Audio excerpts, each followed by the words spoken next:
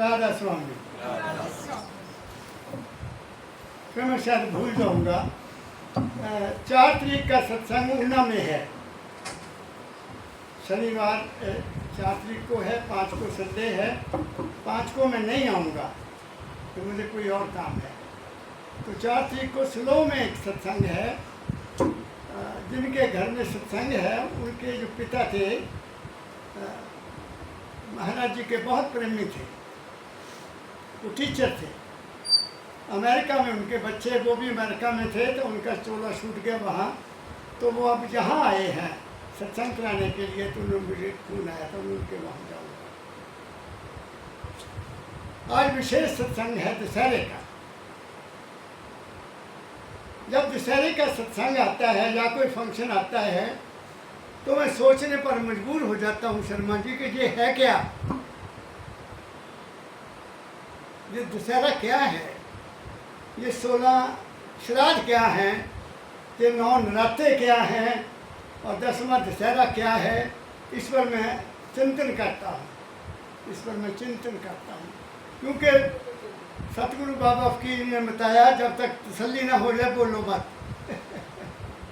जब तक अपना अनुभव ना हो जाए उस बात को कहना नहीं है। तो मैंने जो चिंतन किया इन 16 श्राद्धों में और 9 नवरात्रों में, वो आज मैं आपको बताने लगा। 16 श्राद्ध रखे गए हैं, मुझे नहीं पता ऋषियों ने ये 16 श्राद्ध क्यों रखे। और ये बुजुर्गों को याद किया जाता है, पंडित को बुलाया जाता है, उनको खाने खिलाए जाते हैं, कुछ गौ के लिए भोजन निकाला जाता है, कौवे के लिए, कुत्ते के लिए, ऐसा करते हैं ना।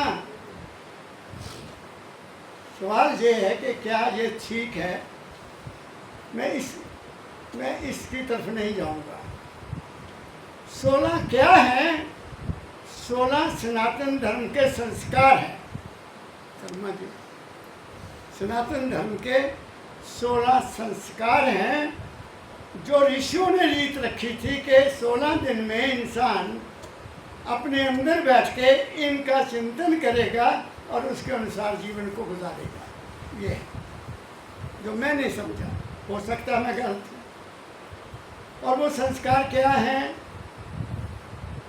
गर्भाधान संस्कार, नामकरण संस्कार, यज्ञोपवीत संस्कार, फिर उसके बाद शादी के संस्कार, कितने हैं, और अंत में 4 साल के बाद का संस्कार। अब सवाल ये है कि 4 साल के बाद क्रिया क्यों होती है? एक पहले साल हो गई, फिर 4 साल के बाद, पहले साल में भी कहते हैं एक आगा महीना आगे कर लो, तो क्या पता क्या है क्या नहीं है। 4 साल के बाद जो क्रिया की जाती है उसका बहुत बड़ा महत्व है, क्योंकि जमीन, ये हमारी पृथ्वी सूरज के गिर्द घूम रही है, सूरज के गिर्द घूम रही है। और आज जो इस समय है ये 4 साल के बाद सेम समय फिर आएगा, 4 साल के बाद। इसलिए महाराज जी कहा करते थे कि जब पृथ्वी घूमती हुई सतलोक के सामने जाती है तो तब इंसान का संत आते हैं दुनिया में।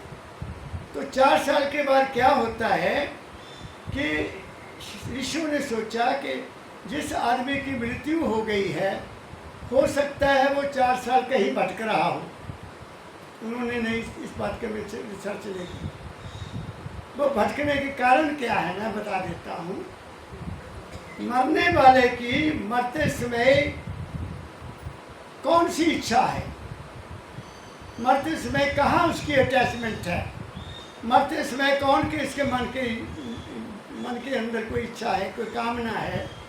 अगर वो किसी कामना को लेकर मरेगा, किसी इच्छा को लेकर मरेगा और शरीर छूट जाएगा, तो उसको दोबारा जन्म मिलेगा उस कामना को पूरा करने के लिए। और दूसरा कारण ये है कि अगर उसकी कहीं अटैचमेंट है गुरु के रूप में, बाबा जी ने यही तो हमें समझाया, किसी गुरु के रूप में अटैचमेंट है, या किसी मंदिर में अटैचमेंट है, या किसी देवी में अटैचमेंट है, जहाँ भी अटैचमेंट था उसका जन्म भी दोबारा होगा, लेकिन वहाँ होगा जहाँ उसकी अटैचमेंट है। क्या कहा मैं, जो अकस्मात जिनकी मृत्यु हो गई, जिनको पता ही नहीं कि मरना मैं मर रहा हूँ, पता ही नहीं है उनको, वो इस ब्रह्मांड में घूमते रहते हैं। वो इस ब्रह्मांड में घूमते रहते हैं जब तक के 4 साल पूरे ना हो जाए। कहाँ रहते हैं? वो पितरलोक में रहते हैं। क्या 14 लोक हैं ऊपर, पितरलोक है, गुरुलोक है, रामलोक है, शिवलोक है, कृष्ण लोक है और कई ऋषियों के लोक हैं ऊपर बहुत ज़्यादा। तो वो वहाँ फिर जन्म लेते हैं और दोबारा फिर उनको आना पड़ता है। ये बिल्कुल साइंटिफिक टल बात है। हजूर ने फरमाया, बाबा फकीर जी महाराज ने, कि बाबा सावन सिंह जी महाराज ने एक दफ़ा कहा कि जिनको हरिद्वार से प्रेम है और हरिद्वार से प्रेम करते हुए उनकी मृत्यु हो जाती है तो उनका जन्म हरिद्वार में होगा, हरिद्वार में दोबारा होगा और हरिद्वार की वो मछलियाँ बनेगी, ऐसा भी कह दिया उन्होंने। तो दाता ने कहा कि हरिद्वार में तो जो मछलियाँ हैं उनको तो आटा डाला जाता है, तो जो ब्यास से अटैचमेंट रखते हैं तो क्या वो ब्यास की मछलियाँ नहीं बनेंगे? वो ब्यास ही मछलियाँ बनेंगे। और ब्यास की मछलियों तो लोग पकड़कर भून कर खाते हैं, हरिद्वार की मछलियों को कोई खाता नहीं है। क्या कहा मैंने? ये है, इसलिए संतों ने कहा कि जो 16 संस्कार हैं उनके ऊपर अपना ध्यान करो कि जो साल में 16 साल में 16 दिनों में क्या करना है, व्हाट शुड आई डू। ये नहीं है कि एक दिन में भोजन बना लिया और अपने बुजुर्गों को याद कर लिया। वो खाते हैं या नहीं खाते ये तो नहीं मैं कह सकता, लेकिन एक कहानी है कबीर साहब की। रामानंद जी सनातनी थे, रामानंद जी सनातनी थे, पूजा करते थे, पाठ करते थे, ठाकुरों को मानते थे। तो उन्होंने कहा, कबीर उनका बहुत प्यारा भक्त हो गया था, वो पहले नहीं था। उन्होंने देखा कि ये तो बड़ा पहुंचा हुआ आदमी है, फिर उनसे प्यार किया। कबीर आज श्राद्ध है तो ये ले कमंडल गाय का दूध लेकर आ, खीर बनेगी, आज खीर बनेगी। ये सत्य कथा है। जब कबीर साहब गए तो देखा गाय मरी हुई है, गाय तो मरी पड़ी है। उन्होंने सोचा भूख लगी होगी उसको, वो गाय घास लेकर आए और उनके आगे घास रख दिया। लिखा लिखा, उठ मैनू दूध दे, उठ खा, गा खा, मैनू दूध दे। काफ़ी टाइम हो गया तो रामानंद जी कहते पता करो वो कहाँ गया, दीवाना दूध नहीं लेकर आया। तो जब गए तो देखा वो उसको घास खिलाने की कोशिश कर रहा है। आ गया, कहते महाराज महाराज आप कहते श्राद्ध करना है पितरों के लिए, तो ये गाय तो बेचारी मर गई, ये तो घास खा नहीं रही, तो जो मर गए वो कहाँ खाएंगे, वो कहाँ खाएंगे। ये सिर्फ यहाँ सवाल है श्रद्धा का। हमारे शरीर के 3 गुण हैं, नई नई बातें बताऊंगा आपको क्योंकि रिसर्च करता रहता हूँ अपनी।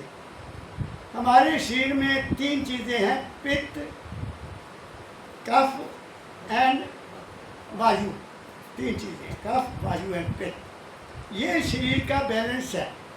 अगर इनमें पित्त बढ़ गई तो भी तुम बीमार हो गए, कफ बढ़ गई तो भी बीमार हो गए, और अगर वायु बढ़ गई तो भी तुम्हारे दर्दें होने लग जाएंगी। ये 3 चीज़ों का बड़ा ख्याल रखना पड़ता है ताकि तुम्हारा शरीर तंदुरुस्त रहे। वायु नहीं खानी ज़्यादा चीज़, पित्त वाली नहीं खानी ज़्यादा चीज़, और आजकल तो पित्त वाली ही खाते हैं सारे, जो तला हुआ मिल गया, जो भी कुछ मिल गया खा रहे हैं हम। और मन की भी 3 चीज़ें हैं। मन में है रजोगुण, तपोगुण एंड सतोगुण। मन की क्वालिटीज़ हैं, इनको गुण बोलते हैं, शरीर के गुण और मन के गुण। और आगे सात्विक गुण हैं, वो बहुत लंबी कहानी है, उस पर मैं नहीं जाऊँगा। अब 16 संस्कार क्या, मैंने इनको ये समझा कि उसमें उनका अहिंसा परमो धर्मा सत्यमेव जयते कहा ना, शिव शिव कल्पमस्तु सर्वे भवन्तु सुखिनः सर्वे सन्तु निरामया। ये सारी चीज़ें क्या हैं, हमारे जीवन को बनाने वाली हैं। क्यों शर्मा जी, ये हमारे जीवन के मैं श्रृंगार कहूँगा, श्रृंगार हमारे जीवन के हैं।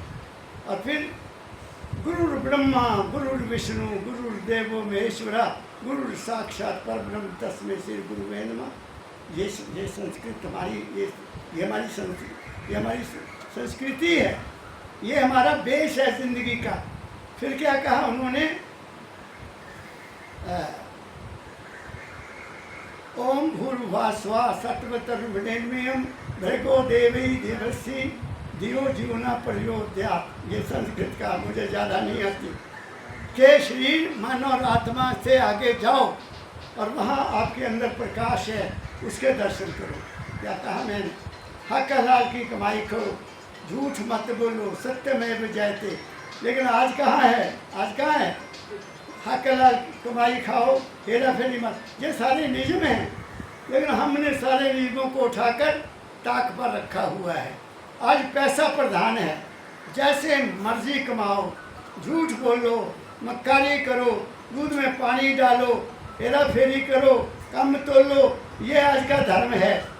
तो कहते हैं जी रावण को जला दिया, बुराई पर अच्छाई का, बुराई पर अच्छाई सत्य का विजय हो गई। कहाँ हो गई विजय? जितने ज़्यादा रावण हर साल जलाए जाते हैं उतने रावण और पैदा हो रहे हैं। घर घर में तो रावण बैठा, इतने राम कहाँ से लाऊं? किसी कवि ने कहा है, घर घर में तो रावण बैठा है। रावण का मतलब क्या है, मैं आगे समझाऊंगा, आगे समझाऊंगा। तो ये 16 संस्कार जो हैं, ये 16 दिनों में बैठकर आत्मचिंतन करने के लिए हैं। बात समझ गए आप लोग? श्राद्ध करो चाहे ना करो, लेकिन मरने वालों की जो हमारे चले गए उनके प्रति श्रद्धा जरूर रखो। श्रद्धा, उनके प्रति श्रद्धा रखो। चाहे पंडित को खीर खिलाओ चाहे ना खिलाओ, किसी जानवर को रोटी खिला दो, ज़्यादा बात ज़्यादा आ गई। बाप तब बेटा गए श्राद्ध खान, खीर बनी हो बड़ी बढ़िया, रोटी भी खा ली, पूरियाँ भी खा लें, खीर भी खा ली। मुंडे ने थोड़ा पानी पी लिया, मुंडे ने नाल बैठे ने पानी, बोले थप्पड़ मारे पंडित ने, और मूर्खा ये पानी का लो पीता, खीर नहीं खा, हमने खीर खा रहा। वो कहना बापू खीर अच्छा तक आ गई सी, मैं पानी थोड़ा पी के हूँ थल्ले किता, एक थप्पड़ और मार दिया, तूने मुझे क्यों नहीं बताया? ये श्राद्ध है। तुम्हें क्या मिलेगा श्राद्ध से, मुझे बताइए? तुम्हें तब श्राद्ध मिलेगा जब श्रद्धा से अपने बुजुर्गों का धन्यवाद करोगे कि मैं तुम्हारे घर में आया था, आपने मुझे जन्म दिया था, आपने मुझे पाला पोसा, पढ़ाया लिखाया, कामयाब किया, मेरी शादी की, मेरे बच्चों को गोद में खिलाया।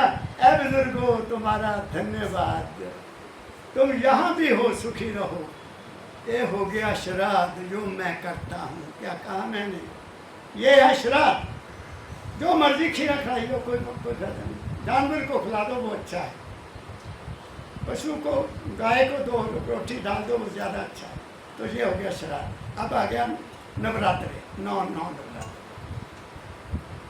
किसी पंडित ने पूछो, पंडित जी 9 नवरात्रे की है देवियां की पूजा अगे नहीं पता। और वो देवियों की फोटो बनी हुई है, किसी का सवारी कोई है, किसी की सवारी कोई, मैं भी देखी है। हमारे शरीर के 9 द्वार हैं, मूलाधार, इंद्री, मुंह, 2 आँखें, 2 कान, 2 नाक। आप समझ गए? 9 बनते हैं। 2 2 2 6 7, नीचे 2 इंद्रियां, 9 द्वार। 9 द्वारों के अपने अपने काम हैं। ये जो कुदरत ने बनाए 9 द्वारे, इनके अपने अपने काम हैं और इन पर काम करने वाली अलग अलग शक्ति है। वो शक्ति अलग है, देखने की शक्ति और सुनने की शक्ति और सूंघने की शक्ति और खाने खाने की शक्ति और इंद्री की शक्ति और गुदा की शक्ति और उनके नाम जो मर्जी रख दिए जाए। क्या कहा मैंने? आँख का काम कान नहीं कर सकते, कान का काम आँख नहीं कर सकती, नाक का काम मुंह नहीं कर सकता, मुंह का काम नाक नहीं कर, हर का काम निश्चित है। आँखों की मैल अलग है, कानों की मैल अलग है, यहाँ का नज़ला अलग है, मुंह की लाल अलग है, मूलाधार की बहना अलग है और सुंदरी का बहना अलग है। पकड़ो मेरी बात को, क्या कह रहा हूँ। अब इन चीज़ों को कंट्रोल करने वाली जो हमारे अंदर शक्ति है वो अलग है। आँखों की देखने की शक्ति अलग है, कान के सुनने की लगती शक्ति अलग है और नासिका की शक्ति अलग है, मुंह की शक्ति अलग है और नीचे की शक्ति भी अलग है। अब उनको नाम दे दिए गए। क्यों दे दिए गए नाम? ताकि रोटी पानी बन जाए। किसी ने देखा उनको? किसी ने उन देवियों को नहीं देखा गया। मंत्र बने हुए हैं, होगा कुछ मुझे नहीं पता, लेकिन जो मैंने समझा, हो सकता है बच्चों में गलत हूँ, मैं दावा नहीं करता, लेकिन मुझे तसल्ली है कि ये बात जो मुझे पता लगा संतों के शिव चरणों में बैठकर, ये बिल्कुल सत्य है, अटल है। इसलिए हमें इनका ध्यान करना चाहिए, हमें इनका ख्याल रखना चाहिए। इन 9 द्वारों में कोई भी द्वारा अगर बिगड़ जाएगा तुम्हारी सेहत खराब हो जाएगी। क्या कहा मैं? मूत्र में कोई प्रॉब्लम आ गई तो तंग हो जाओगे, कब्ज हो गई, पेट खराब हो गया तो भी तुम खराब हो जाओगे, और नाक न तुम्हारे पूरे नहीं चल रहे, दोनों एक बंद हो गए तो तुम्हें कोई ना कोई प्रॉब्लम आ जाएगी। क्या कहा मैंने? सुनने की प्रॉब्लम आ जाएगी। मेरा सुनना बहुत प्यारा था, लेकिन गोली एक दवाई दे दी डॉक्टर ने, कोई प्रॉब्लम थी, ये बंद हो गया। ये तो ठीक है, ये बंद हो गया। ये कहा ये खुराक जो है ये हमारे कानों की बड़ी प्रॉब्लम है। हैदराबाद से मुझे चिट्ठी आई, एक पत्र आया, लिखा हुआ, महाराज अपने कानों की प्रॉब्लम का डिटेल लिखो। वो भी डॉक्टर हैं, अपने कानों की प्रॉब्लम का डिटेल लिखो। मैंने उसको लिखा दिस इज द प्रॉब्लम, मुझे कोई प्रॉब्लम नहीं थी। क्या कहा मैंने? तो ऐ बच्चों, तुम हम कलयुग के रहने वाले हैं, या मशीन का जो युग है, मशीन का युग है, और मशीन के युग में हर फील्ड में तरक्की हो रही है। एक ज़माना था आँख का ऑपरेशन होता था तो 10 दिन हरी पट्टी बंद ही जाती थी। अब सुबह जाओ, डॉक्टर ने लेज़र कर दिया, शीशा लगा दिया, जाओ, ऐनक भी उतार दी। We are living in age of science. इसलिए इन भ्रमों में मत पड़ो। तुम इस शरीर के मालिक तुम हो, तुम्हारा अंदर एक शक्ति है, उस शक्ति को पहचानो और उस शक्ति के पहचानने के मुताबिक जो अंदर से आवाज़ आए वो काम करो, बाकी ना करो। क्या कहा मैंने? ये दोनों चीज़ें मैंने। अब है गया दशहरा। अब दशहरा क्या हुआ भाई? इसका मतलब तो मुझे पता ही नहीं। दशहरा क्या हुआ? दशहरा 10 को मार कर फिर दिवाली आ गई। निकालो शब्द, दाता ध्यान का। दशहरा 10 को हरा कर फिर दिवाली आ गई। अब 9 द्वारे तो तुम्हें मैंने बता दिए। इनका ऊपर तुम्हारा अगर कंट्रोल है तो तुम 10वें द्वारे में जा सकते हो, वरना तुम 10वें द्वारे में नहीं जा सकते हो। क्या कहा मैं? निकला शब्द? हाँ जी। सुनो मेरी ध्यान से बात। दाता लिखते हैं 10 को हरा फिर दिवाली आ गई। अब आगे 20 दिन के बाद दिवाली आएगी। अब 20 दिन में क्या हुआ मुझे तो पता नहीं, मुझे नहीं पता।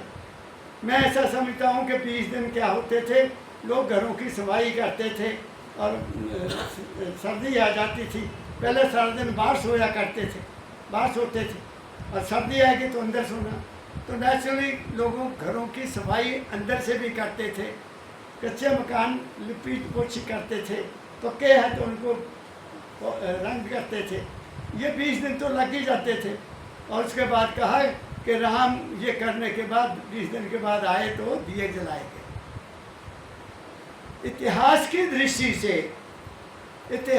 दृष्टि से दशरथ के बेटे को ईश्वर नहीं माना जाता,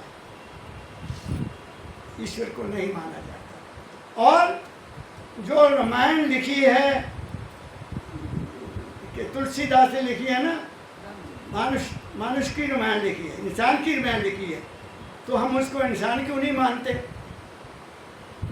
महाराज कहते हैं, महाराज जी ने कहा एक सत्संग में कि जब सीता को रावण उठा के ले गया तो राम जंगल में रो रो कर दिहाड़ियाँ धारा मारते करते थे, वृक्षों को पकड़ टूटते थे।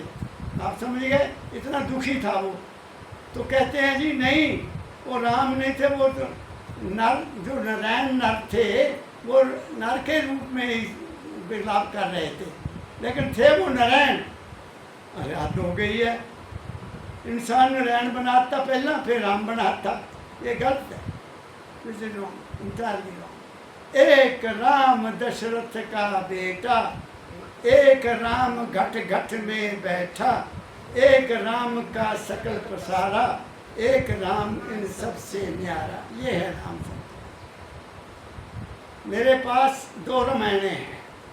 एक मेरे दाता दयाल की लिखी हुई संपूर्ण रामायण, उसमें भी उन्होंने पहले लिखा है कि मैं इसको उस दृष्टि से नहीं देख रहा जिस दृष्टि से लोग मानते हैं। उन्होंने इशारे किए हैं, राम कौन था, रावण कौन था, मेघनाथ कौन था, विभीषण, सब लिखा हुआ है उन्होंने बीच में। और एक रामायण है घट की रामायण। घट की रामायण लिखी है तुलसी साहब जी महाराज ने, उसकी भी 2 कापियाँ मेरे पास है। लेकिन वो अंदर की रामायण है, अंदर है। जैसे मैं तुम्हें बता दिया, श्राद्ध अंदर है, 9 नवरात्रि अंदर हैं, तो 10वां दशहरा भी तो अंदर ही होना चाहिए, बाहर कहाँ होगा? सुनो कैसे क्या कहते, पढ़ो। राधा स्वामी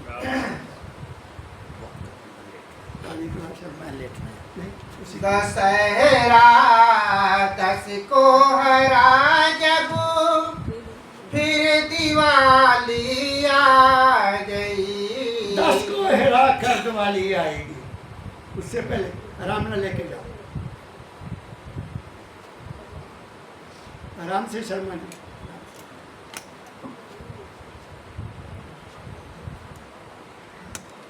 इसी चीज से मैं करता था। मैं बहुत आराम से लेट में 10 मिनट। आपने बड़े सोफे पर लेट जाना, जा ऐसा करो, वो कमरा खोल दो,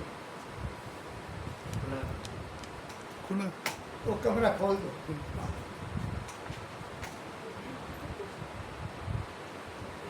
हाँ क्या कहा मैंने? दशहरा 10 को हरा जब फिर दिवाली आ गई।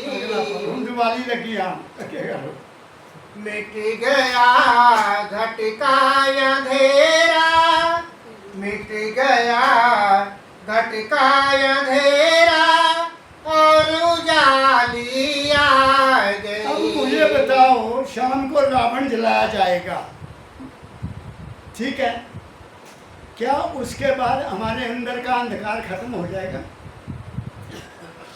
जब 20 दिन के बाद हम दिए जलाएंगे, मकान के ऊपर डोरियां लगा देंगे, 3-3 दिन पर रहेगा, क्या अंदर का उजाला होगा? वो नहीं होगा, वो नहीं हो सकता, क्योंकि उसका तुम्हारे अंदर तेल नहीं है। उसको जलाने का तुम्हारे अंदर वो तेल का क्या बत्ती नहीं है, दिया नहीं है, तो जलेगा कैसे? अंधेरा जाएगा कैसे? आगे पढ़ो। 10 हमारी इंद्रियां हैं, पाई हैं उन पर विजय। 10 हमारी इंद्रियां हैं, पाई है उन पर विजय। वो क्या है? 5 कर्म इंद्रियां और 5 ज्ञान इंद्रियां। जब तक ये 10 तुम्हारे कंट्रोल में नहीं है, तब तक तुम दिवाली का कुछ भी नहीं देख सकते। इनको सोचो। ये दौड़ धूप करना, शाम को दुकानों पर लाइनें लगी होगी, ये ले लो, ये खरीद लो। एक धनतेरस आएगा, धनतेरस क्या कहते होते, धनतेरस कहते हैं। अरे अब सोना क्या खरीदना है, 1,15,000 रुपये तोला हो गया, कौन खरीदेगा उसको। एक ज़माना था, मुझे याद है, मुझे कुछ सोना अपने लिए चाहिए था। मैं कोई एक नुस्खा बनाना था कि पानी में सोना, चांदी और तांबा का टुकड़ा डालो, पानी रखो स्टील के बर्तन में और उसको उबाल कर रखो, वो पानी पिया करो। मैं बड़ा खुशी हूँ। मैं गया पहले सोने की दुकान पर, मैं कहा लाला जी सोना कैसे हैं? कहते 2200 रुपये किलो, 2200 रुपये तोला, 2200, 2200। मैं कहा आधा तोला दे दूँ। उन्होंने ऐसे काट के तोल के बुझा रखे। मेरे पास वो भी है, मेरे पास, मैंने उसका 1 महीना पानी पिया था और बहुत अच्छा रहा। क्या कहा मैंने, वो कहाँ 2200 रुपया और कहाँ 1 लाख। क्या बताइए तो क्या करना। काहे की धनतेरस, स्टील की कौली खरीद लो, काफ़ी है। और वो भी अब गई। पीतल का कोई बर्तन नहीं मिलता, तांबे का कोई बर्तन नहीं मिलता। हमें बर्बाद कर दिया। मॉडर्न साइंस ने हमारी शांति को छीन लिया है। तो 10 इंद्रियों को पहले समझो क्या है। क्या आपका पेट ठीक है? क्या मूलाधार का वर्किंग ठीक है? क्या तुम्हारा पेशाब ठीक चल रहा है? क्या तुम्हारी आंखों में एकता आई कि नहीं आई? क्या तुम्हारे कानों में सुनने की गुरबाणी से प्रेम हुआ कि नहीं हुआ? क्या तुम्हें गुरु के वचन की सुगंध आई कि नहीं आई? क्या तुम्हें खाने का पता लगा कि ये खाना चाहिए, ये नहीं खाना चाहिए? अब जाकर तुम्हारा कल्याण होगा। अब जो चाहो खाते रहो। जो किसी के घर जाओ, मैं वहाँ जाता हूँ, हैदराबाद में बहुत खाने बनते हैं ना, 5-5, 6-6 कौलियाँ ये आ जाती थी। 1 कौली दे दो मुझे, 1 फुल्का दे दो, ठीक है। मैं नहीं खाता 2, मैं 2 कभी नहीं खाता हूँ, सिर्फ दही ले लेता हूँ बस, दूसरी चीज़ और नहीं मैं खाता। क्योंकि मैदा तुम्हारा एक है, लिवर तुम्हारा एक है, और हर चीज़ पचने का टाइम भी अलग अलग है। फ्रूट का टाइम पचने का और है, दही का टाइम पचने का और है, साग का टाइम और है, दाल का टाइम और है। और अगर हमने सारे को मिल करके खा लिया तो अंदर तक बेचारे को परेशानी हो जाती है, परेशानी हो जाती है। तो सबसे पहले क्या करना है? 10 इंद्रियों पर कंट्रोल करना है। सोचो, तुम सत्संग में आए हो, नाम की बात मैं बाद में करूंगा। जिसका पेट ही खराब, उसने नाम क्या जपना? खाक। जिसने पेट भर के खाना खा लिया, उसने क्या नाम जपना? जिसको कोई तकलीफ है, उसने नाम क्या जपना? महाराज जी कहा करते थे, परमदयाल जी महाराज, कि मैं इतना ऊंचा चला गया, वहाँ मुश्किल से पहुँचा, कितनी वहाँ 2 मिनट से ज़्यादा मैं वहाँ नहीं रुकता। लेकिन जब शरीर में तकलीफ होती है तो नानी याद आ जाती है। ये महाराज के वचन है, फिर नहीं होता। ये मेरा भी तजुर्बा है। क्या कहा मैंने? इसलिए सबसे पहले इस 9 द्वारों वालों को, उनको कंट्रोल करो, तो फिर 10वें द्वारों में पहुँचोगे। वो अंदर है, वो तुम्हारे अंदर है। कहाँ है वो? कहाँ है? सहस्त्र कमल में जाओ, मन इकट्ठा करो। त्रिकुटी में जाओ, वहाँ गुरु के दर्शन करो। सुन में जाओ, तुम्हारा शीश सुन हो जाएगा। महासुन में जाओ, तुम्हारा मन भी खत्म हो जाएगा। वमन गुफा में जाके ना मन रहेगा ना शरीर रहेगा, तुम 10वें द्वार में पहुँच जाओगे। क्या कहा मैंने? 10वें द्वार के आगे क्या है? प्रकाश है। जहाँ प्रकाश है वहाँ दिवाली है, जहाँ अंधेरा वहाँ कहाँ दिवाली होगी? क्या कह रहा हूँ ज्योति बेटा, आप इतनी दूर से आए हैं। दिवाली तब होगी जब तुम 9 को पार करोगे और 10 को जाओगे, समझ गए, गुरु के पास फिर जाओगे अंदर, फिर तुम्हारी दिवाली आएगी, नहीं तो नहीं है। कैसे आगे पढ़ो। 10 हमारी इंद्रियां हैं, पाई है उन पर विजय। और दादा जाने को कसर छोड़ी है। 10 इंद्रियों पर मैंने विजय प्राप्त कर ली। चलो आगे। जीत कर अंतर में सूरत, जीत कर अंतर में सूरत, भोली भाली आ गई। फिर अंदर सूर्य को निकल आएगा। जो ब्रह्मंडे सोई पिंडे, जो कुछ भी ब्रह्मांड में है, चाहे कोई देवी है, चाहे कोई देवता है, चाहे कोई संत है, सब इस ब्रह्मांड में है। तुम जिसको चाहो तुम उसको देख सकते हो, तुम्हारी हिम्मत है। कोई गुरु, जो गुरु है, जिसको मैं समझता हूँ गुरु कौन है? जिसमें ज्ञान है, जिसमें अनुभव है, जिसमें विवेक है, जिसमें अनुभव है मैं कौन हूँ, वो है असल में गुरु।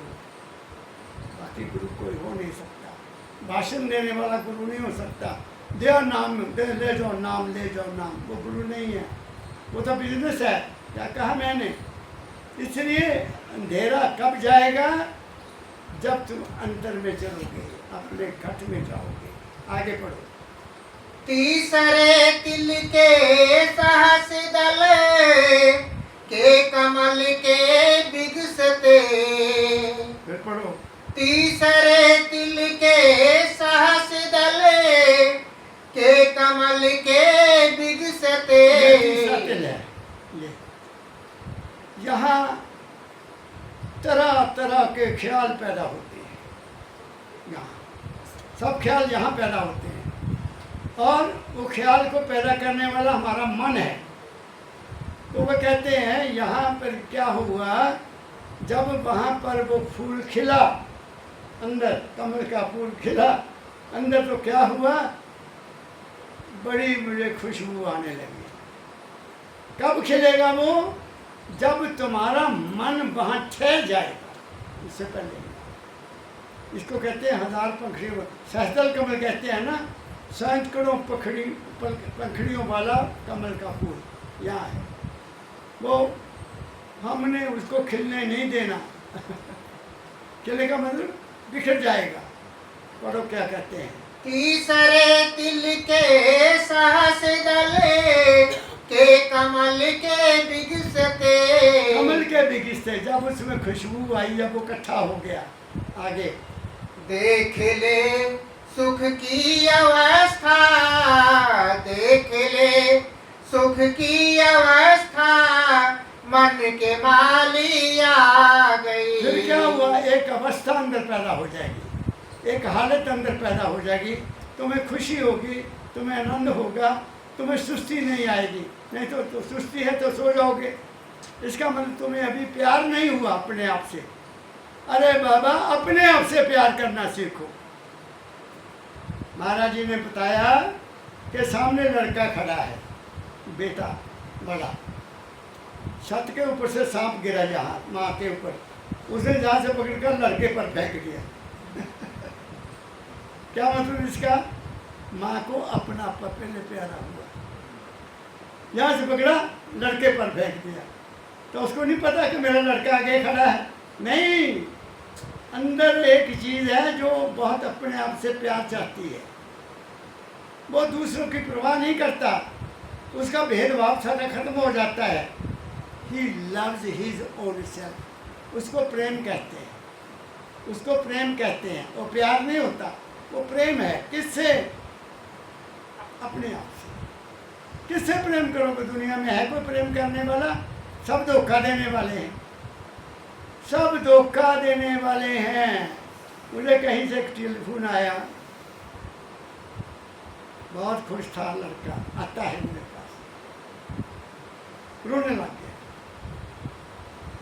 महाराज जी ऐसा हुआ, ये हुआ, नुकसान बहुत हो गया। मैं क्या बेटा, नुकसान तेरे अपनों ने किया होगा, बगाना कोई नहीं कर सकता। कहता हाँ नहीं कर सकता, तुम्हें दुख देने वाला अपना ही होता है। दूसरा तुमसे डरेगा, दूसरा तुम्हें हाथ नहीं लगाएगा, उसको पता होता है कि ये भी कुछ है। घर वालों को, रिश्तेदारों को पता है, मेरी बात समझिए, वो कदर नहीं करते, वो मतलब के लिए होते हैं। सब मतलब है दुनिया में और कुछ नहीं है। क्या कहता हूँ मैं आपको, मैंने आपको अपनी बात बताई हुई है, आप मेरी बात समझ गए। जहाँ पैसा है वहाँ प्यार है, वहाँ रिश्ता भी है। जिसके पास रिश्ता उदे घर की जाना, उदे घर की जाना, रोटी तो खानू है नहीं उदे पास कोई नहीं आएगा। क्या कहा मैंने? इसलिए समझो दुनिया में जीना बड़ा मुश्किल है। दुनिया में जीना सीखो, तुम अपना संसार आप बनाओ, तुम्हारा संसार तुम्हारे अंदर है। ये दुनिया से क्या लेना? दुनिया तो बनती है बिगड़ती है, बनती है बिगड़ती है, कभी कोई झूठ बोलता है, कभी कोई सत्य बोलता है। जो होता होने दो, अपने आप को देखो, वेयर यू आर, तुम कहाँ हो। रोज अपना निरीक्षण करो। पंद्या जी ने फरमाया कि हर रोज रात को देखो आज आपने क्या किया, कितने विचार आए, जो बुरे विचार आए उनको निकाल दो और अच्छे विचारों को ले लो। अच्छे विचार लेते रहोगे, पॉजिटिव सोचते रहोगे तो अच्छे बन जाओगे, बुरे विचार लेते रहोगे तो बुरे बन जाओगे। सीधी बात है।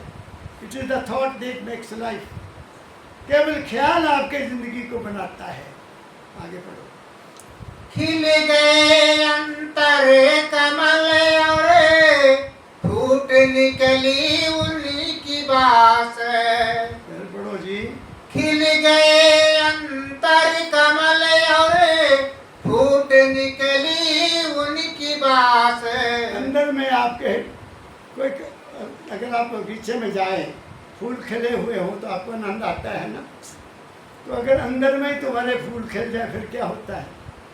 जो मर्जी देखो अंदर, अपने अंदर आंखें बंद करके बढ़िया से बढ़िया नज़ारे देख सकते हो और बुरी से बुरी भी चीज़ दे सकते हो। बुरा है मन तो बुराई आएगी, अच्छा है मन तो अच्छे सीन आएंगे।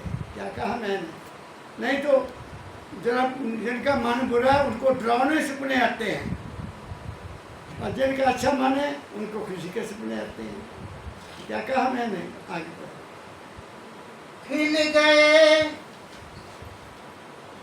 गए अंतरे कमल और फूट निकली उन्हीं की बात। ये सारा दशहरा अंदर का दिखा रहा हूँ तो मैं। आगे। प्रेम के रस के तरावट, प्रेम के रस की तरावट डाली डाली आ गई।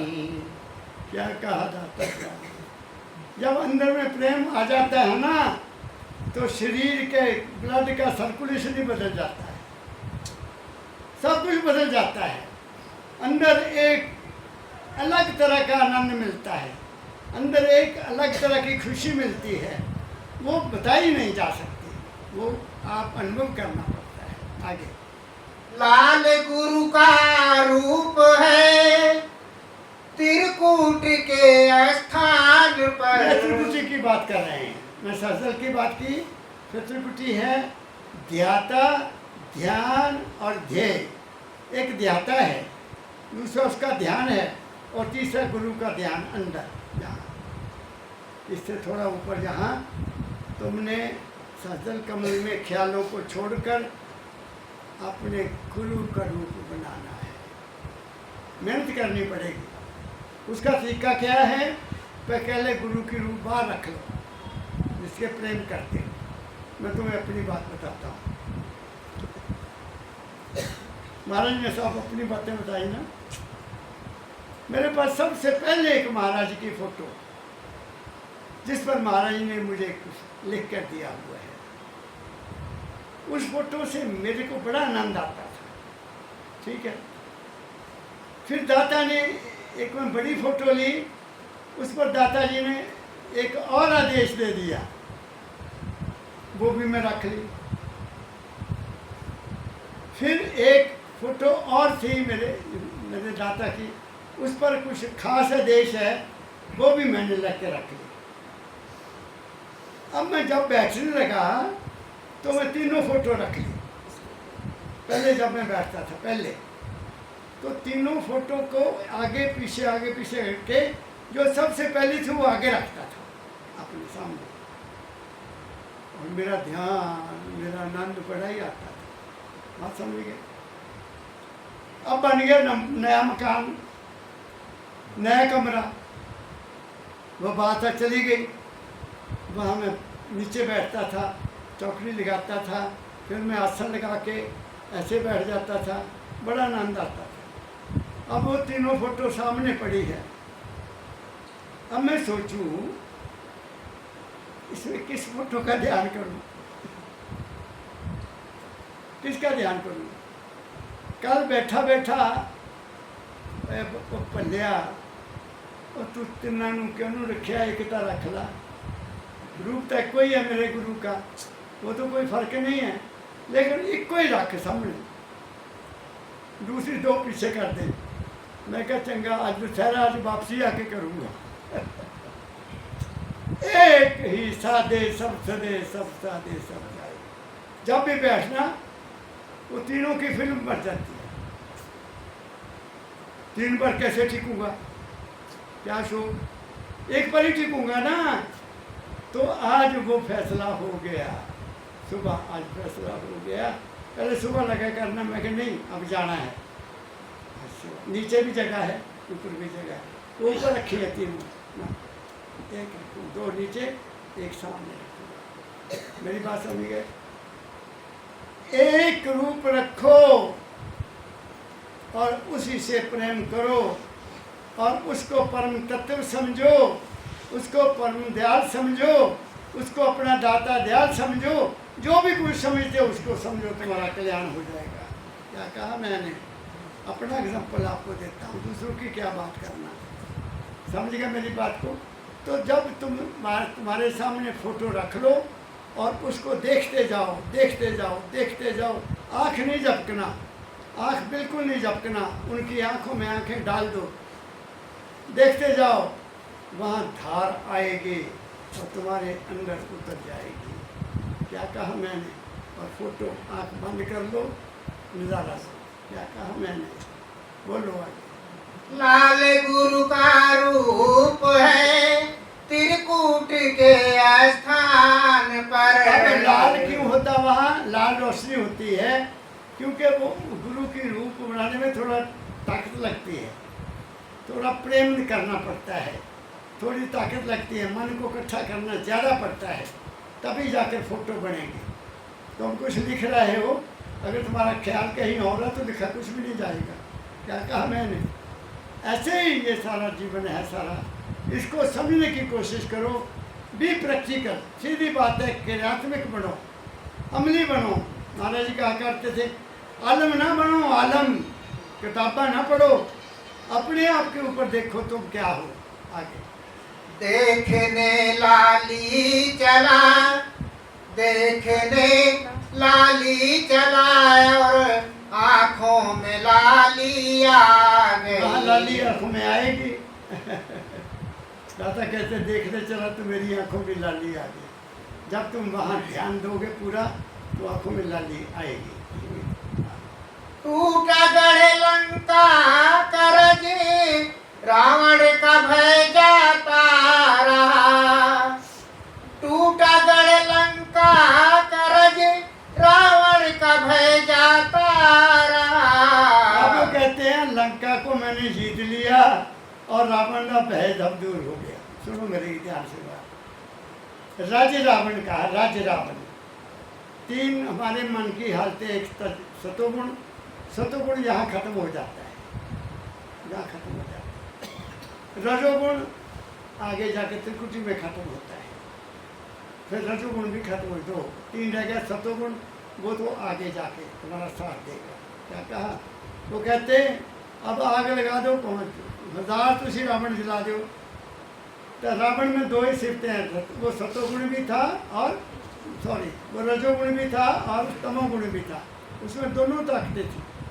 वो जहाँ रजोगुणी ताकत चाहिए वहाँ रजोगुणी यूज करता था, जहाँ तमोगुणी चाहिए वहाँ तमोगुणी। तमोगुण में होते हैं मंत्र जंत्र सब, उसको सब पता था, चारों वेदों को जानता था वो, एक को नहीं चारों वेदों का विद्वान। He was a great man। Ram के साथ उसका मुकाबला नहीं किया जा सकता। राम उनको कभी ना मार सकता नहीं था अगर विभीषण उसको ना बताता। तो इसके तो तीर नाभि में लगा, क्योंकि उसने अपनी सारी जिंदगी को जहाँ लाया हुआ, उसको किसने मारना था। इन्हें कहते हैं घर का बेटी लंका टाई, उसने बुलवाया उसको। क्या कहा मैंने, इतिहास की दृष्टि में अगर मैं राम को इंसान के रूप में देखूं तो मैं कह सकता हूं तो पिता का आज्ञाकारी हो सकता है, लेकिन पति पत्नी का पति नहीं बन सका। वो सीता का पति नहीं बन सका।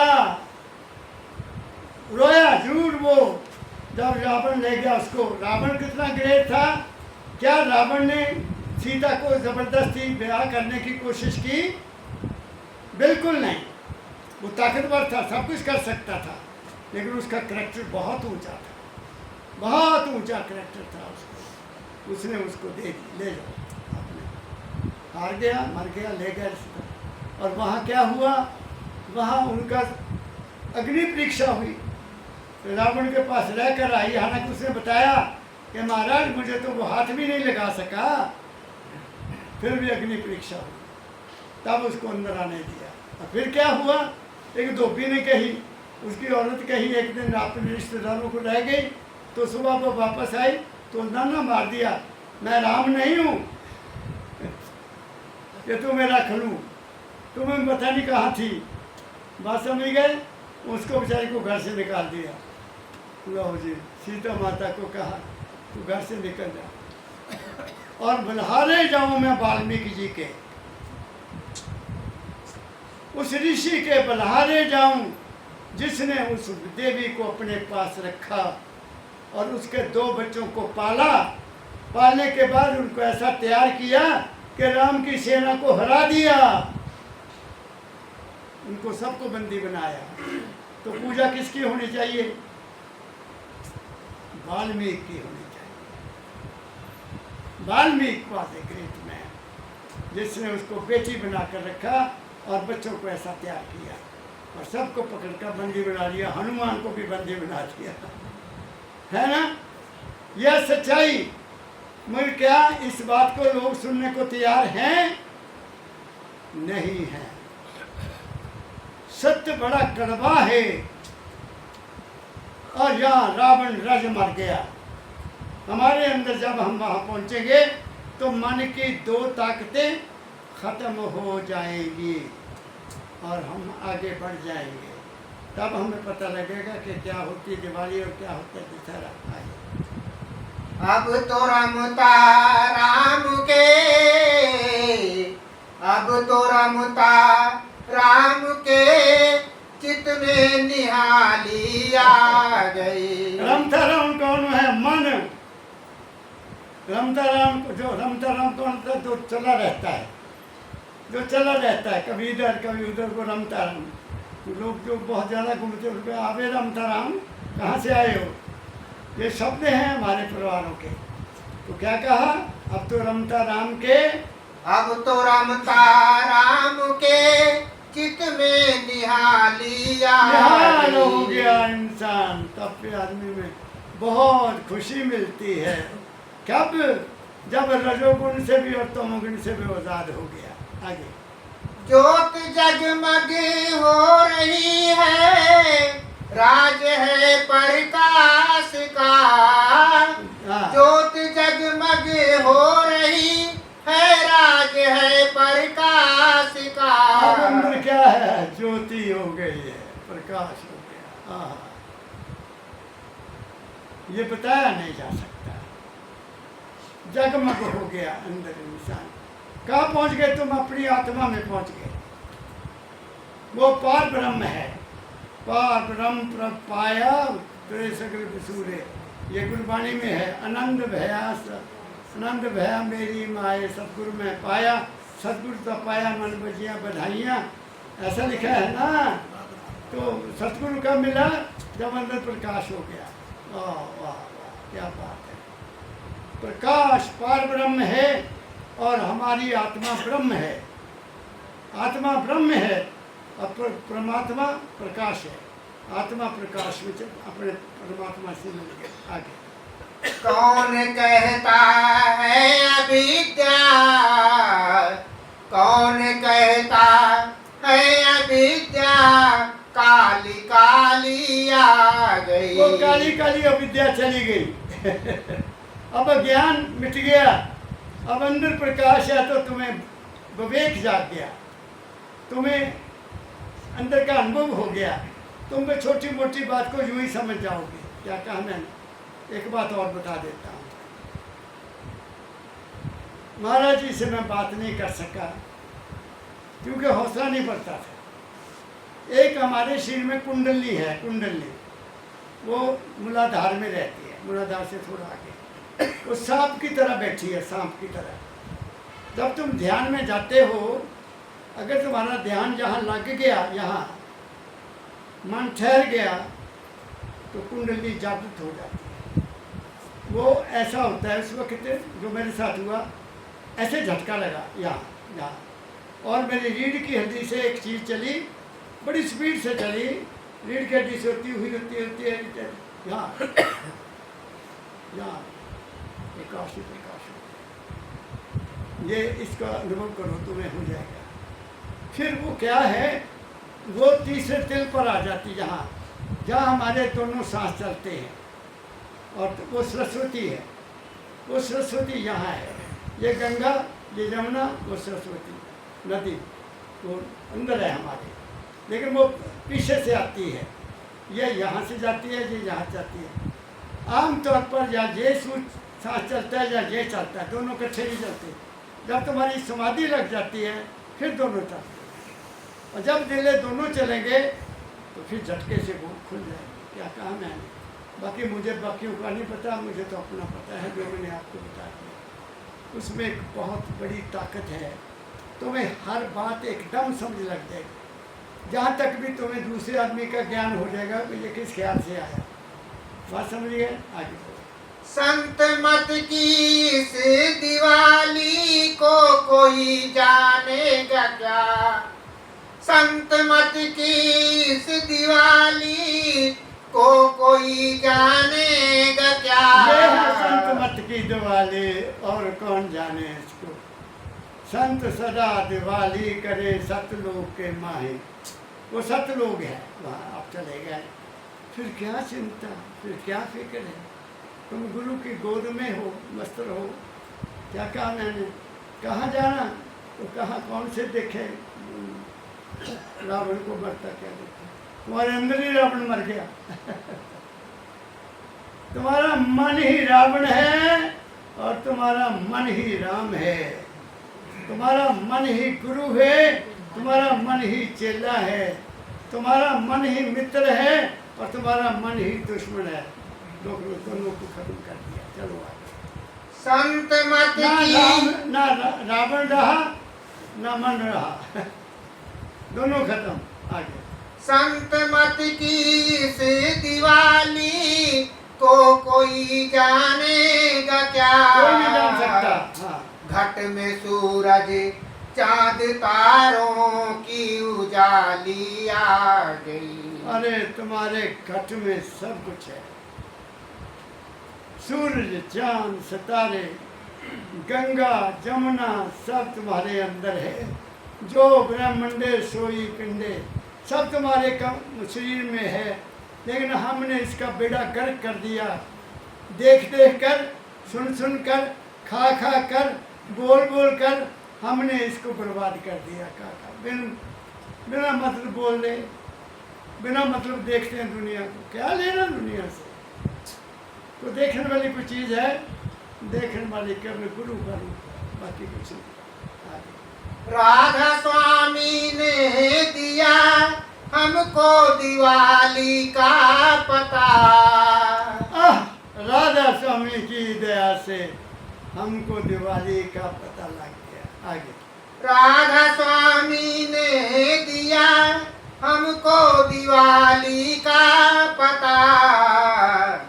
घट में भक्ति आप सुख की, घट में भक्ति आप सुख की, देने वाली आ गई। फिर किसकी भक्ति करना? मंदिर में मूर्ति की? अपनी भक्ति करनी। अपनी आखिरी तुम्हें भक्ति करनी पड़ेगी। तुम्हारे अंदर जाना पड़ेगा, बाहर कुछ नहीं मिलेगा। जो मर्जी करते रहो, ये दाता ने हमें शिक्षा दी है। और यही मेरे सतगुरु बाबा फकीर ने सिर पर हाथ रख के मुझे बताया था कि जो कुछ है बेटा तेरे अपने अंदर है। बस मैं रास्ता बता दिया, चलना तुम्हारा काम है। लगा हुआ हूँ पथिक हूँ। पथिक जानते ना, पथ पर चलने वाला पथिक हूँ। कब वहाँ उनकी गोद में जाऊँ ये तो वो जाने, मुझे नहीं पता है। तो मैंने आज आपको दिवाली और दशहरा दोनों ही बता दें। आप बाहर भी मनाओ, अंदर भी मनाओ, सुखी रहो, खुश रहो। सबसे बड़ी दिवाली खुश रहने में है। आपके घरों में शांति रहे, आपके घरों में प्रेम रहे, आपको खाने को आनंद की रोटी मिले और आप इसमें मीठा बोलना सीख जाओ। सबको बहुत बहुत प्यार भरा राधा स्वामी, राधा स्वामी, राधा स्वामी।